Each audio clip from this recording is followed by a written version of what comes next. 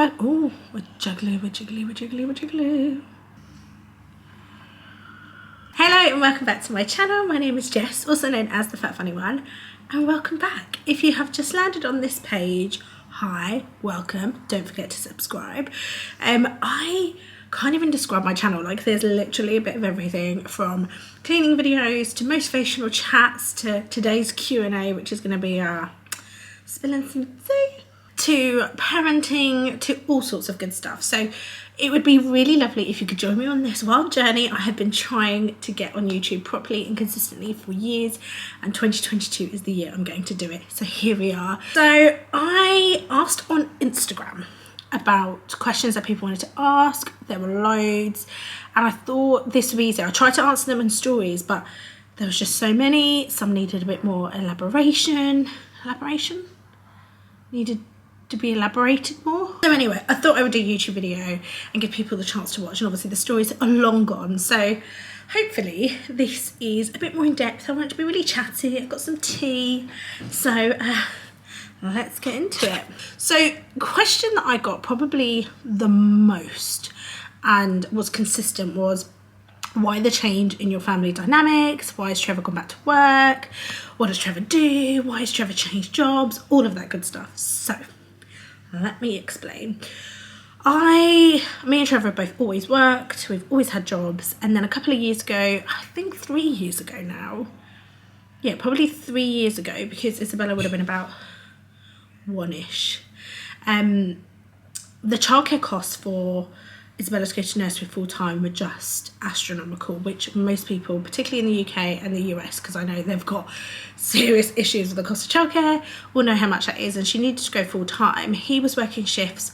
I was working in London mainly, but would also go to Oxford and some other offices, so I couldn't guarantee I'd be back by 5 depending on the traffic.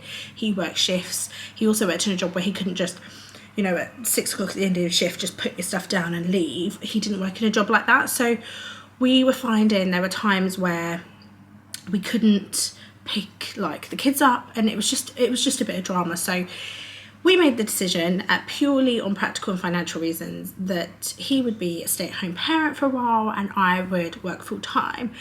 And it worked. It worked so well. It was amazing, and it has been amazing. And then recently I've just had our 4th child. I can't believe that when we made that decision we had 2 children and now we've got 4. But anyway, I pretty much work from home 100% of the time. I obviously do social media, but I do have a job offline that I do. I specialise in recruitment and diversity and inclusion stuff. I love it, but it can pretty much almost 100% be virtual, so I pretty much do it all from home. So we made the decision. He really wanted to get back out there. I'm home. I'm obviously on leave at the minute. It's a perfect opportunity. So he has gone back to do some things that he really wants to do, and yeah, I'm home. He's working part-time, so we juggle hours between us. I'm not back at work full-time yet anyway, so we've got a while.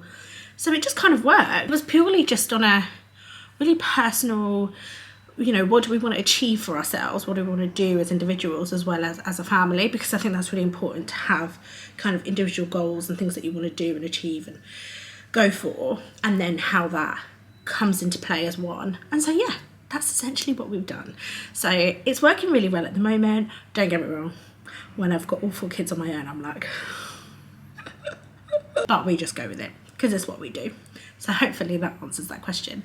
I did get a lot of questions about, like, what does he do? What's he working on? And I think it's really important for him to share that. That's his journey, his goals, things that he wants to achieve. So if you want to have a look at what he's doing and when he shares, it's over at DadLikeTrev over on Instagram. So go and have a look over there. Those are questions around, kind of asked in various ways, but one was, how did giving birth during the pandemic feel compared to your previous 3? Now, I've actually given birth to 2 children during the pandemic. So JJ was born for the UK like 2 days before national lockdown, when we had our very first lockdown in March 2020. Oh my gosh, the years blurred into one. And then obviously Theodore was born in November 2021. Yeah, we're in 2022. And they were still very different experiences. So with JJ, it was right at the beginning, but somewhat that was like when it was really unknown, quite scary, no one knew whether we were going to go into lockdown or not. Like, what is lockdown? We had no idea what that was, which is so weird because now it's just like so normal, like isolation, lockdown. Like, we know what those things are. It's just become a way of life. But at that point we didn't know. There were really strict restrictions at the hospital and stuff because we just weren't sure. And so it was really scary time, but actually it worked out really well. Trevor was able to be with me for the birth. I was only in for 24 hours and then came home the next day. Emotionally it was probably a little bit weirder because we didn't have friends and family around or anything like that like we normally would. We were quite sticklers for the rules and stuff, so my mum didn't even get to meet him till he was like 4 months or 5 months old. So that was really tough. But then on the flip side, I never had to worry about the house being clean. I literally sat in my pants for like 5 months. It was great. This time round, Theo came home and my mum was here. She was able to stay and she had the other kids while I went to the hospital with Trevor. From a hospital perspective, that was pretty much the same in regards to like no visitors and Trevor being there for the birth, but nothing else. That was all pretty much the same. Came home within 24 hours again. But this time, obviously, my mum was here. Trevor's parents came up the following weekend. Like, all the family stuff that we never had before. Sophia, like, I did the school run and Sophia could be like, it's my new baby brother, and all of that lovely stuff. I went to her Christmas fair at school, which we didn't have, so that's made a massive difference. But all in all, I think there are pros and cons to both. I definitely think if JJ was my first baby and you've had your first baby in a pandemic where you couldn't like go to baby groups and all of that beautiful stuff, that's really tough, particularly I think if you're a first time parent. But we obviously had our family unit at home, which I think made it so much easier. He had siblings around him and things like that. So both kind of different, but kind of the same. I hope that answered the question. Someone put, why are you so amazing? I get it from my mama. When will the new house tour be on your YouTube? Okay, so the house tour is causing me issues. So one, I found it really difficult to wanna or even be able to record because the house is constantly a mess. Not even just because of the renovations, just because there's 4 kids, 2 cats, a dog, a husband and me. It's chaos all the time, and I've really struggled to find the like time to have it all clean at once to like go and do this one video. So then I started filming it like a room at a time. Like, when a room was clean, I would film the tour of that room because that's the only time I could do it. And then I got a bit freaked out because people were saying like, don't do a house tour, it's a real security issue. And now I'm just in my feels about it. But we've obviously been renovating and decorating slowly, so I've definitely got like renovation videos of like particularly the girls' rooms, how we've decorated them, but I probably won't show things like the layout of our house and some other bits to try and protect us as much as possible, really, because I've just heard a few horror stories and had some really good guidance from friends who also share stuff like this. So yeah, I'm definitely gonna cut. It's coming, but it'll probably be room tours versus like a real walkthrough of the house. I hope that makes sense. But you can see everybody's rooms and stuff. I also asked the girls to show their rooms. I thought it was really important to, one, I guess have them share because it's their rooms and their space, and asked if it was okay. The boys' room, obviously I've shared without them knowing because they're babies, but by the time they're old enough to want to show it or have that decision, then ultimately the room probably won't even look the same anyway. So yeah, I've gone with my gut on that one. Someone said, have you ever been to Jamaica or Dominican? So Dominican, someone's put Dominican, but actually Trevor's mum is from Dominica, not Dominican, 2 different places, and my family are Jamaican. I've been to Jamaica. I went for probably about 6 or 8 weeks when I was maybe 12, possibly a little bit younger. I went to school out there while I was there because my cousin was a teacher, and we had schoolwork to do, so we went with her to work. And yeah, we were there. I loved it. I would absolutely love to take the kids there one day. Trevor's not been to Dominica, but again, we would love to take the kids. I think it's really important for them to understand their heritage, know where they're from, and not just learn about it, but to experience it as well. So yeah, we are definitely going there one day, but I have been to Jamaica before. Loved it. Probably noticed I moved slightly, but the camera died. Okay. I said, how did you find yourself, the confidence and self-love again after having a baby? Oh my gosh, like, it was a journey and a half. It really was. But one of the things that really helped me was just appreciating what my body had gone through on a physical level. I think we often, I don't want to say take it for granted, but forget just how complex the whole physiology and the physical changes that happen in our body when we have a baby. And actually, when you break that down and really consider just how much of a miracle and how incredible it is, I found it really difficult to hate those parts of my body that had changed, because they changed for such good reason. And even if they changed just because you're eating too much, or stretch marks have come because you've just grown, or whatever that reason is, I think just understanding how beautifully complex our bodies can be and how much they do every day just gives me another level of appreciation, and that made a massive difference. Also, I wanted to be an example. I wanted to be an example for my children. I didn't want to just tell them what to do and how to love themselves. I needed to show them a quote that I heard years ago that always sticks with me: children will do what you do, not what you say. And so it's really important for me to lead by example for my girls, and really, well, girls and boys. I want them all to be confident, but particularly at the age the girls are, it's really important for me that I show them how to love themselves, because I love myself first. And that is a living example for them on how to just adorn themselves and be proud of who they are. I said, what is the budget planner you use? New year, fresh start to the finances. Yes. So I would show you it, but my camera's leaning on it. But it's the Budget by Paycheck workbook planner from The Budget Mum. Swear by it, used it for years. I literally talk about it all the time. Anytime someone says budget, you're probably bored of me saying it now, but honestly, I live for it. Writing things down is a massive game changer for me and has made a huge difference. So yeah, Budget by Paycheck workbook. I've got the full size workbook with the peonies on. Peonies. Anyway, that's the one I've got. So you can have a look, because I talk more about recovery and stuff in that, and probably far more detail. But yeah, asking for help, not doing too much too soon, basically all the things that I'm saying that I never did myself, and then just recovery was so hard. But yeah, just ask for help, rest, do little and often, make sure you're not doing too much too soon. Someone said, what's the best way to offer help to a new mum who has a handful, particularly if you're out and about? I think just asking if someone needs a hand.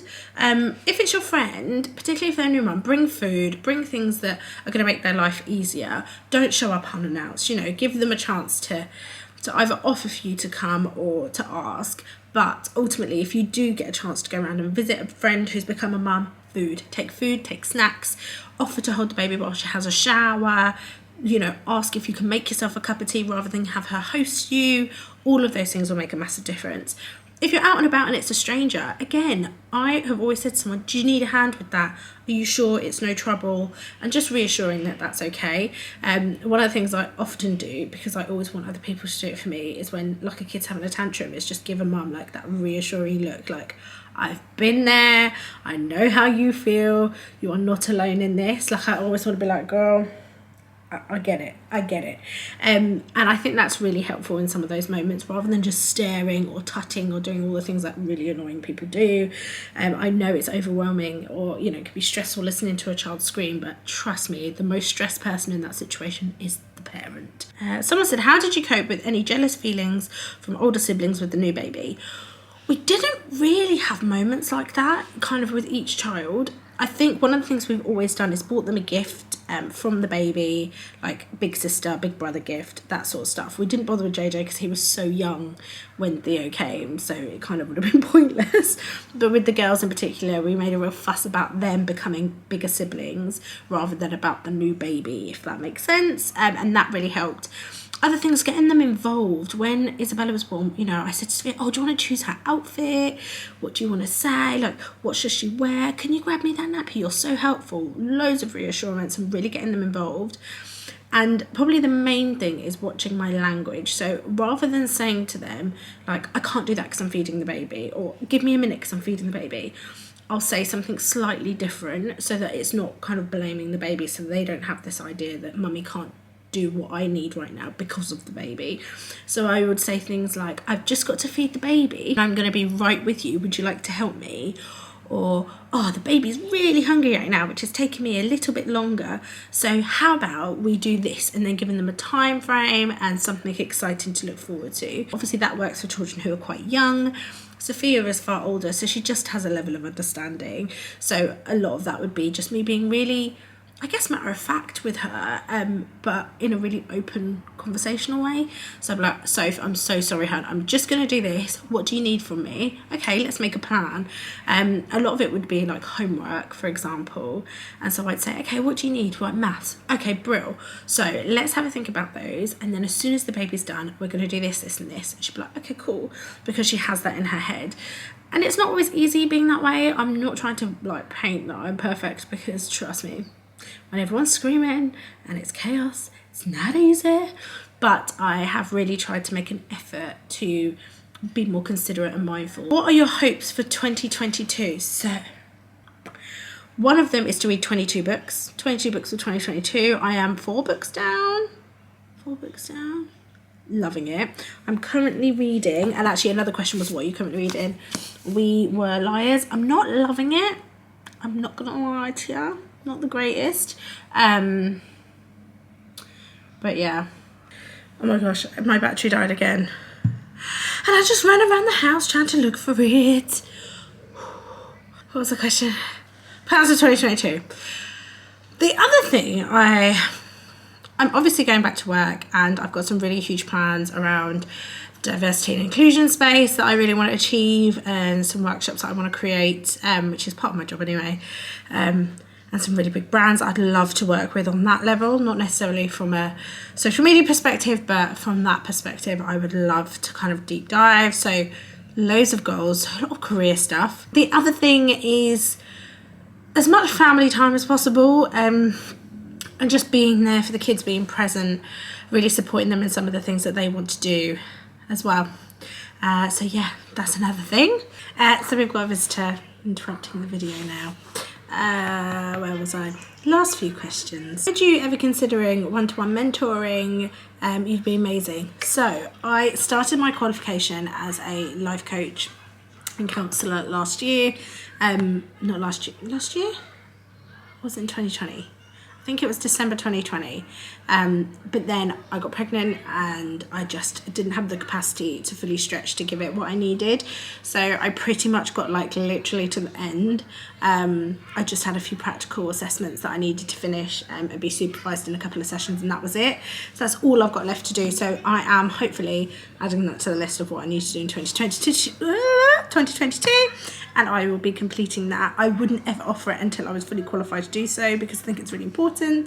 And also it means you can get the relative insurances, and I guess, you know, people can rest assured that they're in safe hands.